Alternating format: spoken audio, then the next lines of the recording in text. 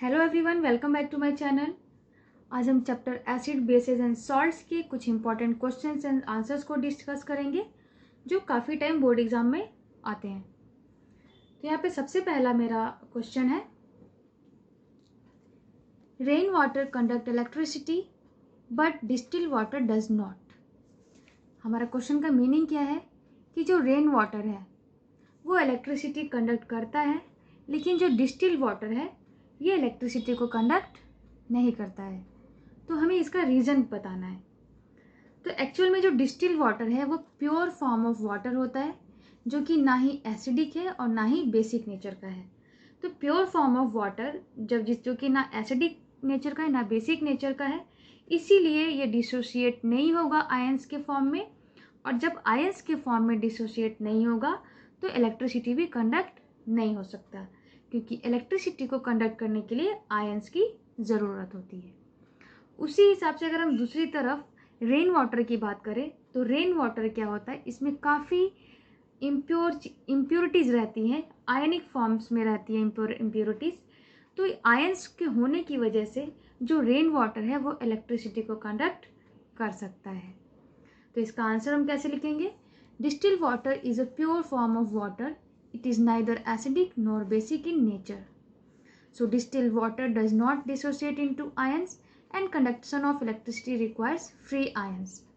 जो कि conduction electricity का करने के लिए फ्री आयंस चाहिए, और डिस्टिल वाटर तो फ्री आयंस को में डिसोशिएट ही नहीं होता, क्योंकि ये प्योर फॉर्म ऑफ वाटर है। So distil water does not conduct electricity, while rain water is an impure form of water and contains many ionic species। तो रेन वाटर क्या होता है? इम्प्योर फॉर्म ऑफ वाटर है, जो कि इसमें ions present रहते हैं, और इन आयंस की वजह से रेन वाटर क्या करता है? कंडक्ट करता है इलेक्ट्रिसिटी को। तो चलते हैं नेक्स्ट क्वेश्चन की तरफ।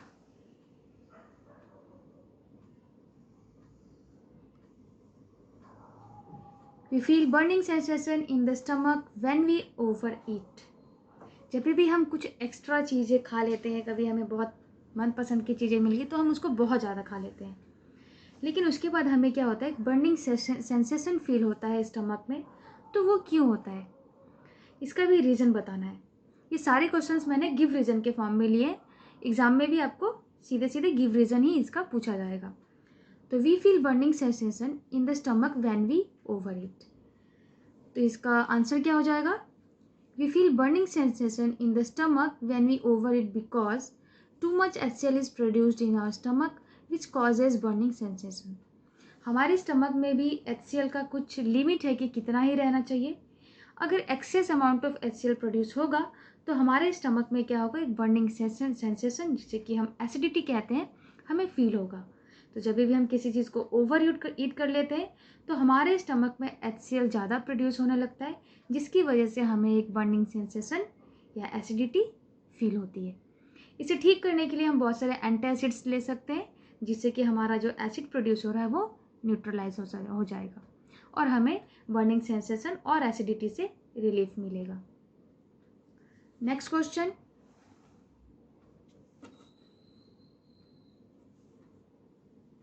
What is pH of mouth required to prevent tooth decay. हमारे माउथ का भी pH लेवल होना चाहिए, जिससे कि हमारे जो टीथ हैं वो डीके होने से बच सकें। तो हमारे माउथ का कितना pH होना चाहिए जिससे कि हम लोग टूथ डिके को प्रिवेंट कर सकते हैं? अगर हमारा माउथ का pH 5.5 से लोअर होता है तो टूथ डिके स्टार्ट होगा। The tooth decay start when the pH of the mouth is lower than 5.5। इसीलिए हमारे जो माउथ का pH है वो 5.5 तक रहना चाहिए, या उससे थोड़ा ज़्यादा भी रह सकता है, लेकिन 5.5 से कम नहीं होना चाहिए। तब हम अपने टूथ को प्रिवेंट कर सकते हैं डिके होने से। अगर 5.5 से कम हुआ तो हमारे टूथ डिके होने के चांसेस बहुत ज़्यादा बढ़ सकते हैं। चलते हैं नेक्स्ट क्वेश्चन की तरफ। नेक्स्ट क्वेश्चन है हमारा, an aqueous solution of sodium chloride is neutral but an aqueous solution of sodium carbonate is basic. तो क्वेश्चन का मीनिंग क्या हुआ, इसमें भी आपको रीजन बताना है इसका। कि जो एक्वस सॉल्यूशन है सोडियम क्लोराइड का ये न्यूट्रल होता है, मतलब कि ना एसिडिक है ना ही बेसिक है। लेकिन एक्वस सॉल्यूशन अगर सोडियम कार्बोनेट का देखेंगे तो वो बेसिक नेचर का है। तो क्यों है, रीज़न हमें बताना है। तो इसका रीज़न देखते हैं। Sodium chloride is a salt of strong acid HCl and strong base NaOH। जो सोडियम क्लोराइड है ये कैसे बना है, एक स्ट्रॉन्ग एसिड से जो कि HCl है और एक स्ट्रॉन्ग बेस जो कि NaOH है। इन दोनों के रिएक्शन से बना है sodium chloride. So it is neutral. और हमने देखा है, हम मेरे प्रीवियस लेक्चर्स में मैं समझा चुकी हूँ कि कभी भी अगर एक स्ट्रॉन्ग एसिड और स्ट्रॉन्ग बेस रिएक्ट करते हैं तो जो सॉल्ट फॉर्म होगा वो न्यूट्रल होगा। लेकिन दूसरी तरफ अगर सोडियम कार्बोनेट की बात की जाए तो is a salt of weak acid H2CO3 and strong base NaOH।